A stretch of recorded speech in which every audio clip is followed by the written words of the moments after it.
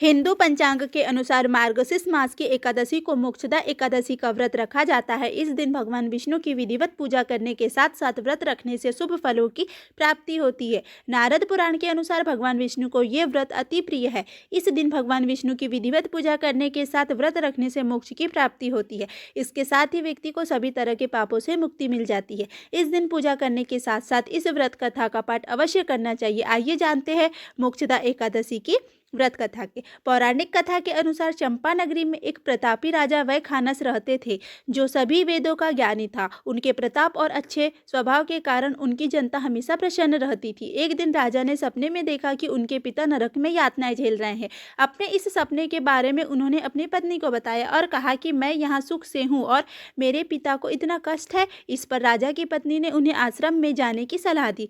राजा जब आश्रम पहुंचे तो उन्होंने कई तपस्वियों को देखा। राजा ने ऋषियों से अपनी बात वहां मौजूद पर्वत मुनि को बताई। राजा ने कहा कि पिता ने मुझसे कहा कि हे पुत्र, मैं नरक में पड़ा हूँ, यहाँ से तुम मुझे मुक्ति कराओ।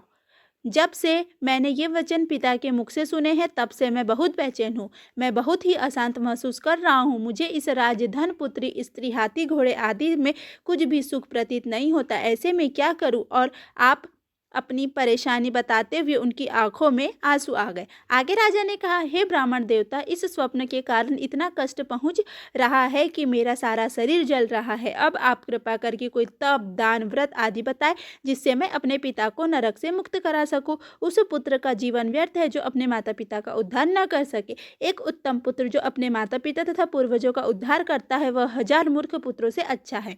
तब ब्राह्मणों ने राजा से कहा, हे राजन, यहाँ पास ही भूत, भविष्य, वर्तमान के ज्ञाता पर्वत ऋषि का आश्रम है। आपकी तपस्या का हल वे जरूर कहेंगे। ऐसे में राजा पर्वत ऋषि के आश्रम पहुंचे। राजा ने आश्रम में देखा कि अनेक शांतचित्त योगी और मुनि तपस्या कर रहे हैं। उसी जगह पर्वत मुनि बैठे थे। राजा ने मुनि को देखते ही उन्हें साष्टांग दंडवत किया।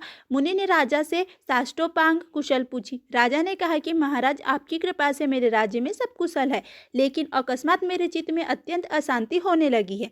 ऐसा सुनकर पर्वत मुनि ने आंखें बंद की और भूत विचारने लगे। इसके बाद पर्वत मुनि से सारा सच जाना और राजा को कहा कि तुम एक पुण्य आत्मा हो जो अपने पिता के लिए इतने परेशान हो, लेकिन इसकी बिल्कुल भी ज़रूरत नहीं है क्योंकि तुम्हारे पिता अपने कर्मों का फल भोग रहे हैं। तुम्हारे पिता ने तुम्हारी माता को बहुत यातनाएं दी है, इसी के कारण उन्हें नरक भोगना पड़ रहा है। राजा ने मुनि से इस परेशानी का हल पूछा तो मुनि ने कहा कि तुम्हें मोक्षदा एकादशी व्रत का पालन करना चाहिए और इसे पिता को फल समर्पित करना चाहिए। इससे उनके सभी कष्ट दूर हो जाएंगे। राजा ने इसी विधि का पालन किया और उनके पिता सभी बुरे कर्मों से मुक्त हो गए। स्वर्ग में जाते हुए वे राजा अपने पुत्र से कहा कि हे पुत्र, तेरा कल्याण हो।